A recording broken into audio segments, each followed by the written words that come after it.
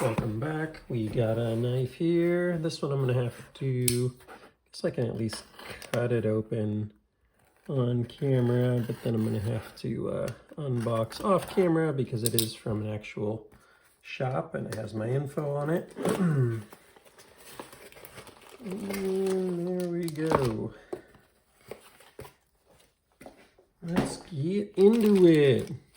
Not very often am I bringing budget knives on the channel these days, but this one definitely caught my eye. There's only one version of this that I really wanted, and I had the prior version, the Vision R. This is Civivi. It's the Vision FG, I believe. Is this written on here? Vision FG. And this one's the ivory G10 handles with the Damascus blade on it, which was what put me over the top to have to check this out, because I'm a really big fan of that style Damascus, that San Mai style Damascus pattern. That is pretty darn impressive, I have to say. You don't see that much on a budget knife. That is just pretty crazy. Take a look here at the top of the blade if I can move some of this stuff. Comes with your typical Wee knives, you know, paraphernalia. No one really cares. But check that out. You can see the Damascus all the way through there. Pretty neat. Don't love this design by Snex here on the blade on a Damascus knife. That feels very unnecessary. It's almost not noticeable except for like very select lighting situations, which is really weird. So it's kind of cool in a way because of that, but yeah, anyways. Let's zoom back out and actually see how it is as a knife. You know, novel idea here.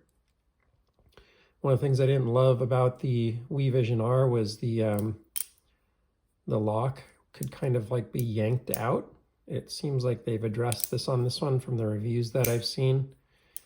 And then I found it just kind of hard to get access to open the knife, honestly. So although I normally gravitate towards a fuller over a thumb stud, in this case, this feels much better because you don't have like a ton of blade sticking out of there. So I just remember on the Vision R, it's like pretty hard to get to it. Now you can actually open this one. So I wish there was actually just a very small fuller in here. That'd have been really nice if they just put like a nice little fuller down the front here. Now I know with the Damascus knife that could have a you know, kind of negative cosmetic effect, but it would be nice because you can actually wheel this thing out without even touching the thumb stud, which is pretty cool. So I'm not going to touch the thumb stud here. That is like just a crazy factor of this knife. It doesn't have the strongest like detent. There's not actually not a detent, you know, these are spring based. So you can just sort of pull it out like that, which is really nice. Now that I'm doing it, I actually don't think you need the fuller. But let's see if you can actually flick it out by the blade without the thumb stud. Not quite. Not for me, at least. Maybe someone else could. The thumb studs are okay. They're not super great. I don't like when they do this like little ball thing at the top. Don't know why they do that. Should just be kind of more flat. Flat feels better on the finger than round. I don't know who's not looking at a thumb and realizing that the thumb does not have a hole in it that would fit into a circle like that. But anyways, kind of goes back to my pet peeve about Chris Reeves and why I don't own any.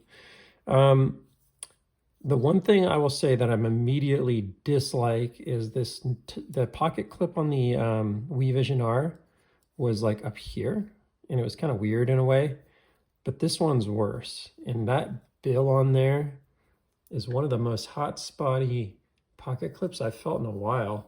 I don't know if it's just because of the location or what, but man, that thing lands right in the middle of your hand. That is very disappointing to me. To the point of where I might even remove the pocket clip from this knife and not use it with a pocket clip or something like that if I was going to actually carry this and use it a lot. Solid lockup, great action right out of the box. A lot closer to what I like about the Demco Shark Lock here in terms of the action. It just kind of get snagged there. You have to watch out. This is a long blade and you could kind of snag your hand there if you're not careful. So that's something to watch out for when you're closing it. You do not want to have your hand in the wrong spot there. Make sure you don't overreach here and have that blade come down and just take a nice little chunk of skin out. That's kind of weird. I don't remember seeing that on other knives that are like this, or I don't really feel like that would happen here with the Demco. I don't know what the difference is exactly. Let me think about that for a second. And just kind of, for some reason, your hand can overlap that one more. I guess it can happen here. Just feels unlikely for some reason, the way your hand actuates the lock. Seems to push the meat of my palm more into the blade path, but I don't know. Maybe that's just a weird one-off here. Never had that happen before on a knife, so it's probably just a one-off. Overall, this thing is amazing for, I think it was $89, $99 or something like that with this cool Damascus pattern. That's like one of the sickest knives you can buy for under $100. That's really nice. And I do not keep many budget knives in the collection, but this one has a very strong chance, from what I'm seeing here, of being a long-term knife in the collection. I'm gonna pull out a real tattered piece of paper, so this thing's gonna have to work if it wants to cut through it, and it is working just great. They just do an amazing job. It's amazing to me that some of the most high-end knives just can't do this as well as Civivi, man. They just make their knives real sharp. They deliver their knives real sharp. Love it. Yeah, this knife checks a lot of boxes for me. Let's get some quick measurements. Like, I don't really think that a lot of people are watching this video because it's not an early on unboxing and review of this knife. You've probably already determined if you want it or not, or seen Metal Complex or something like that. But 3.5 inch on the blade length, 3 1/4 about on the cutting edge. It's maybe 3 1/8 inch on the cutting edge. Overall length, just shy of, it says 7.875, just shy of 8 inches. It's a pretty long knife, but it does have this very generous choil position you can get up into. That's pretty darn good there. One of the things that's super cool about these locking mechanisms is you can actually see inside here in this little window when it's engaged and disengaged. And there's really very low probability of a fold error just with what's happening there and how this essentially fits into this little channel here. This super lock is quite well done. On my last We Vision R video, people gave me a lot of flack for saying that the Demco Shark Lock came first. So my apologies for that. I was corrected that the Super Lock came first by Snex. So they've now licensed this out to Civivi and others. They've made some of their own, kind of very limited variants of the Super Lock by Snex, like a real version of the Vision by Snex. And yeah, I mean, this is just a cool all-around knife. It's got the speed holes. It's got actually a really nice like liner, as liners go. I would like it to be inset under the scale, but the liner to be inset under the G10 scale, but not the biggest deal ever. Because it's G10, you could really easily clean this too, because this color is not my favorite, but man, does it ever complement that blade. And you could keep it clean because it's G10, right? So let's get a quick weigh-in on this also. I'm kind of curious how this weighs in versus the prior one. I actually forgot now what the weight was on that knife, but that was full titanium, whereas this is, steel liner, it looks like, plus, let Let's just double check, but I imagine that's a steel liner. Yep. Plus G10, so it's probably heavier if I had to guess than the Thai version, but 4.375. I'd have to go back and see what the titanium version weighed. I just can't remember, honestly. What's pretty cool here with those speed holes is you can see the Dama pattern in there. If you didn't catch that throughout the video, that's pretty freaking cool. Hard to not love that, right?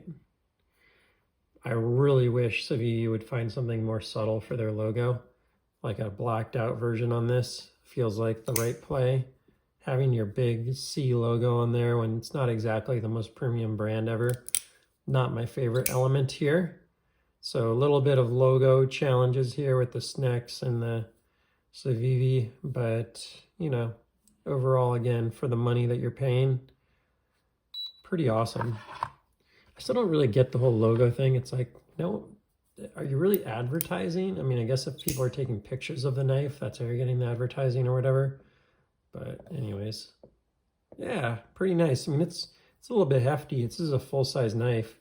You can get a full grip on it on the regular handle. You can choke up, or if you've got a real big hand, you know, XL, double XL, this thing's gonna have more than enough room for you. But yeah, I really got it, honestly, because this is one of the coolest Damascus patterns that I've personally seen on a budget knife. And I was just like, man, that feels like it might have a place in the collection. So I wanted to check it out. It looks like the one I got has one small little remnant right there, which is not ideal. That's kind of a miss there on the finishing, unfortunately. I'm just double checking here, but yeah, you know, you got this one little void, I don't want to call it a void, I guess, but like floating island from the Dama pattern there.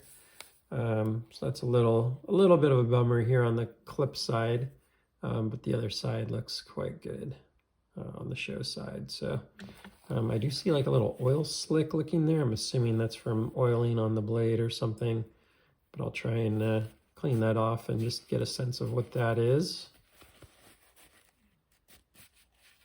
The blade's not super slick, so the cloth does not want to roll along it really easily there. It looks like it kind of spread out, so it's probably just some oil or something like that. Overall, manipulating it does feel just a step up, actually, from the more expensive WeVision R, which is kind of funny because it's about a third of the price. The WeVision R is 270 bucks, and this is 89 or 99 bucks or something like that. I think it was 99 bucks. I got it at White Mountain Knives. If you know White Mountain Knives, they're always running a 10% off on pretty much everything in store. You can use some code or another to get 10% off there, which is why it's one of my favorite websites to buy from. So I think I paid like 89 bucks shipped or something crazy like that. $89.10 if I want to recall correctly. That's a pretty sweet knife for that money. Hard to compete with that in terms of the locking mechanism, the fit and finish, the Dama blade. The only thing I just do not love is, man, that is one hot spotty. Like, it's hard to describe. It's weird. Every time I look back at it, I'm like, what is my feeling? It feels like that thing is pointing straight up into my hand. Very hot spotty here. So I'd probably bend that down. If I were going to carry this and use it a lot, I'll probably leave it alone because that's probably not the plan with this, but we'll see. If I do end up, you know, carrying and using this knife, I'll probably modify that pocket clip or buy an aftermarket pocket clip is probably a better decision, because that is just insanely hot spotty. Like, I'm gonna go just throw it in the pocket real quick and see what I think of how it actually works. Yeah, I mean, it does its job all right. So you give it credit for getting well over that pocket material. But man, it just, that is way, like, I'll put it next to this Demco one, which is probably a little too extreme in the other direction. But hopefully you can see the difference here in just how, I mean, it's probably twice the height. And it's technically slightly pointing up. Like, it's just barely pointing upward, whereas the Demco one points downward. The Demco one's really not great for getting in the pocket, but it's not bad. It'll work. A lot of people do update or upgrade or whatever you want to call it, the Demco pocket clip for a reason, because it is, you know, not deep carry and so on, but it feels great in hand. Like the thing disappears when you grab the knife. So I totally prefer that to this thing. This is a really bad pocket clip. I haven't really given many pocket clips a hard time on the channel in a while. It was one of my like top focus areas when I first started the channel, but that is just a bad one. So biggest weakness on this knife for sure. That's all for now. Please like, subscribe, and I will see you on the next one. Take care.